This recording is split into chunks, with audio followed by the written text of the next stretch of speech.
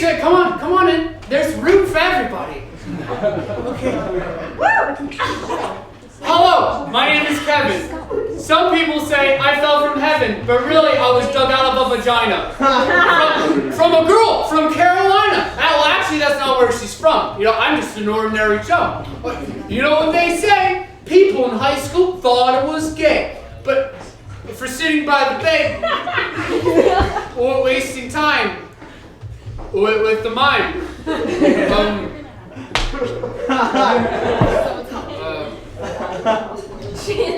5'3", sorry. No, everything's fine. Oh, that's right. I don't have moonshine. God, this poem's fucked. I don't know. Why did I think that was a good idea? No, I'm just gonna be honest. I'm just shitting myself right now. I'm just gonna address the real stuff. You're viewing this whole thing as a variety show thing, whatever. I'm viewing this whole thing as an internal and external battle between my balls shooting up into my body and forcing my bowels to release itself, while remembering everything I have to say while not sending you all into a tundra of fear, confusion, and lust towards me, which are the usual feelings I give to people when it comes to and I just don't want to fuck anything up, which is a constant thing rolling through my brain day in and day out. I hope I don't fuck this up. I hope I don't fuck this up. I hope I don't fuck this up. Going to the grocery store. I hope I don't fuck it up. Getting on the train. I hope I don't fuck this up. Having sex with a woman, which is a rare one. It's actually a long time. Lock it up and throw it out. It's actually, to be honest, it's actually more of a thought. It's more like, well, if I did have sex with a woman, I hope I wouldn't fuck it up. And the weird thing is, though, I learn things in life morally by fucking up royally. For example, I was walking down Addison one day, and I stopped at a stoplight, and at the corner of my eye, I saw the characteristics of what looked like was a classmate of mine that I graduated 2 weeks before that. Now, when I graduated with her, she was as thin as a stick. Thin. Tiny, tiny thin. Now, she looked like she gained a few. And a bit. She looks like a rhino in a tutu. A whale in a corset. The type of person you look at and go, Jesus, how are you alive? How? And I was thinking that, and she's looked at me and started walking towards my direction. And I thought, oh fuck, I have to talk to her. So I turned to her and went, instead of saying hi, I went, what happened?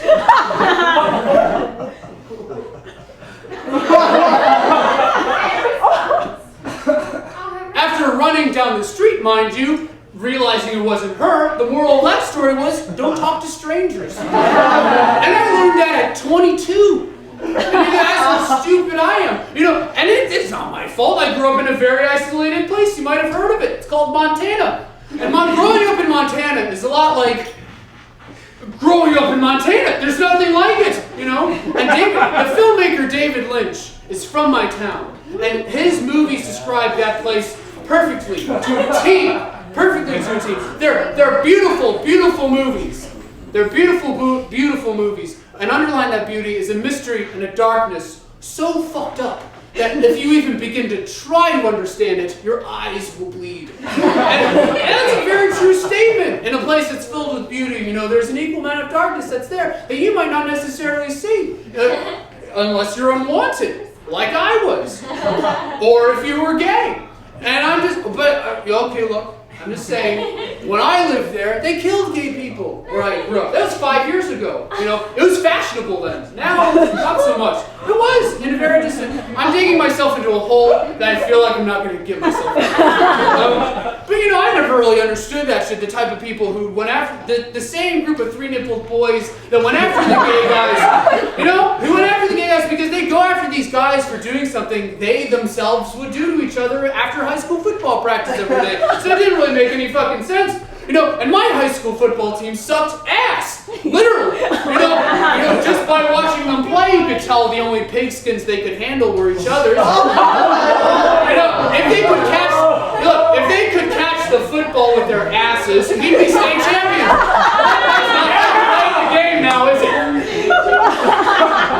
And those same group of fuckwits, those type of people who have bigger overbites than they do brains, were the type of people that picked on me growing up. So I'd go to school every day and run into Bubba or Gunga or whatever fucking name you come up with by reading the bathroom stall. And you go, Jew!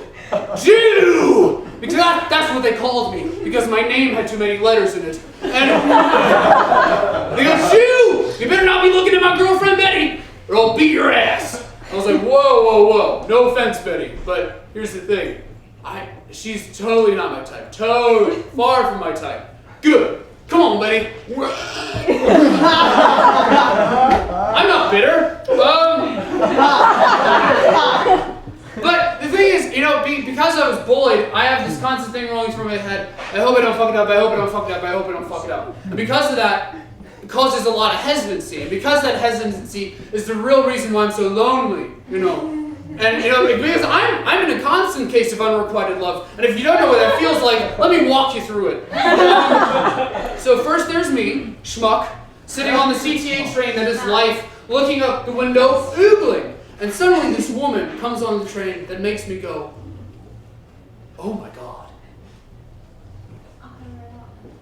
I know. I've never seen this woman before. I've never spoken a word to her. But I know she's amazing. And she gets me, and which is huge. Because, yeah, she does. She gets me, You look at some people and go, they know. They know. Because whether you know me or not, I'm a very complicated person. I'm no walk in the park. It's more like a walk in the park that turns into a sprint because I'm anxious and sexually impatient. And then suddenly the park turns into a maze made out of tea bags and empty cartons of ice cream and fact sheets on every corner that are very blunt and revealing about myself. And once you get further, you're stopped by checkpoints run by dwarves that look exactly like me and are asked very personal questions that you don't want to answer. And if you get past all that bullshit, which no one does, hit the center of the maze, which is basically a padded room filled to the brim with empty potato chip bags, a lonely park bench soiled and Kleenex and shame, and a bed that's on fire. That's what it's like getting me. But she'll get through. I know. But she'll get through that. Easy, because she knows what to expect just by looking at me. I don't know either. And when I meet this perfect person, do I go up and talk to her? No! She's the woman of my dreams. Why the fuck would I do that? I just do what any blatant schmuck does in that situation. Blatantly stare.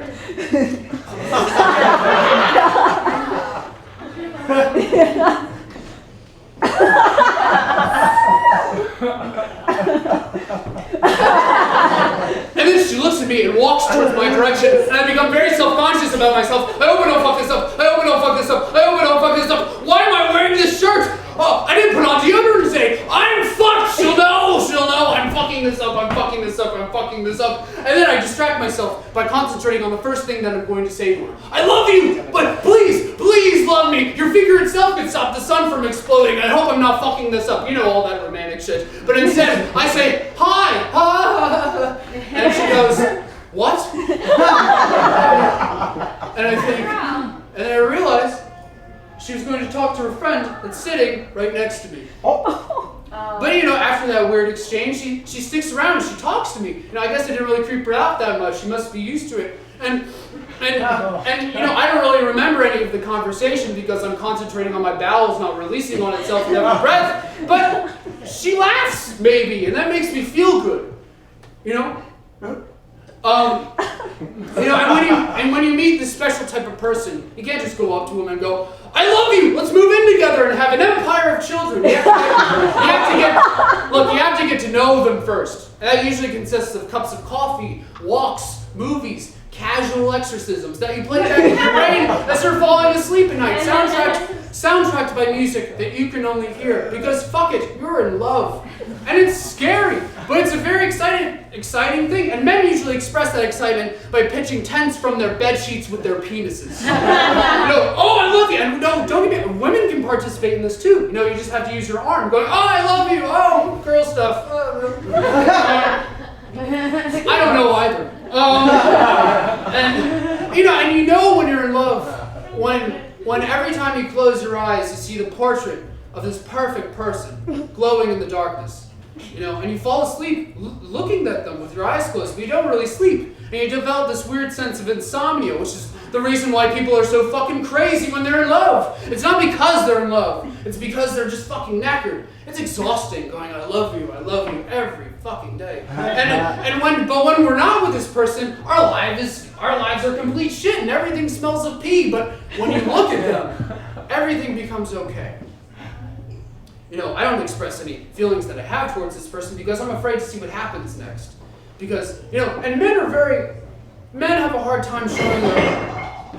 Woo!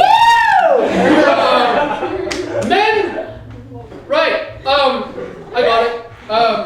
Men have a hard time showing their heart. And there are very few times men are very, very vulnerable. And one of the few times is right after we have sex. You know, when we're lying in bed, crammed in this twin bed next to this person that used to be a stranger, staring up at the ceiling, covered in sweat and paste. And we turn to this person and say, do you think it's big?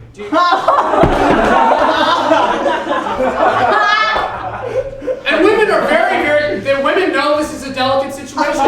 And they go, what? I didn't hear you. Can you say that? What? And men go, oh no, I didn't say anything. I didn't say anything. I don't think it's big either.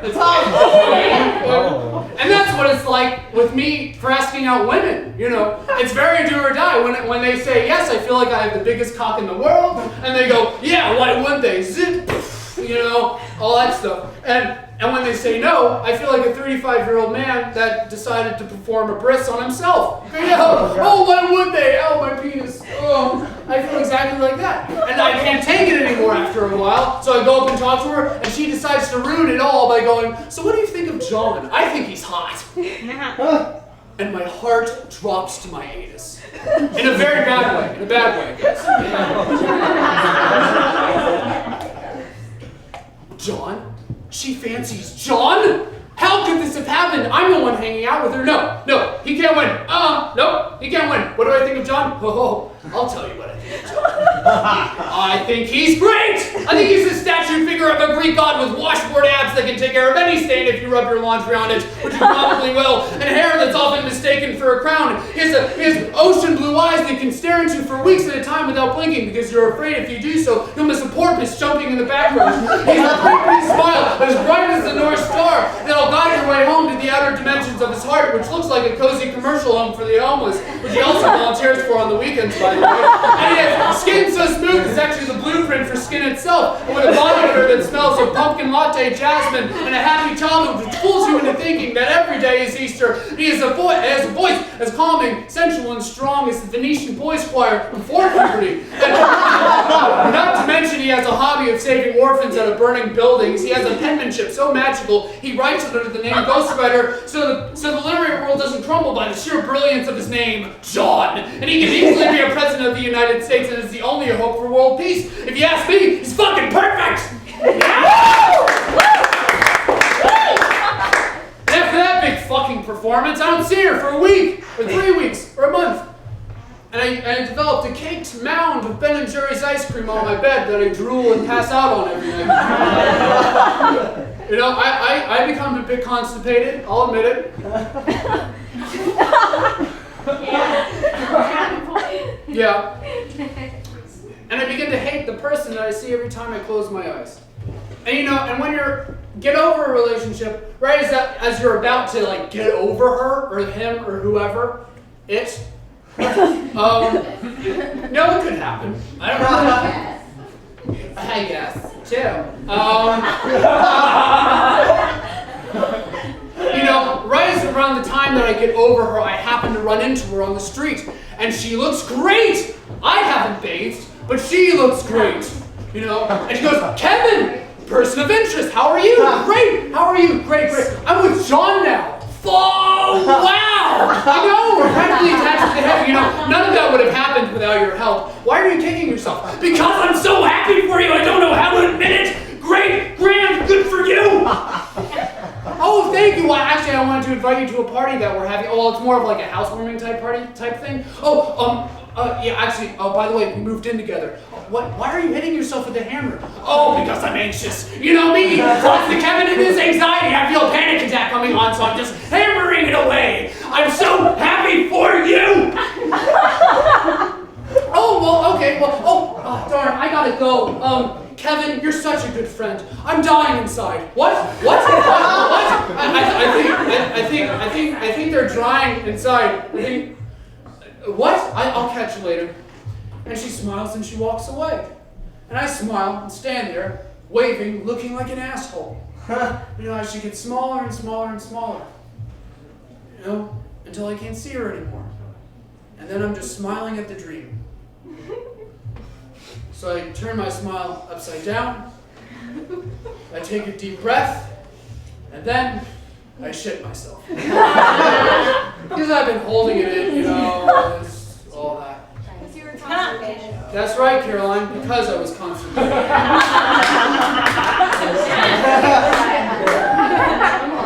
If you don't laugh, at least you're learning something. So here's the thing, I'm 22. I'm a young guy, but I feel old. Because I've gone through a lot of shit. I have. Just loads of it. I just shit myself. And Al Green was right. Al Green got, I know, it's almost done.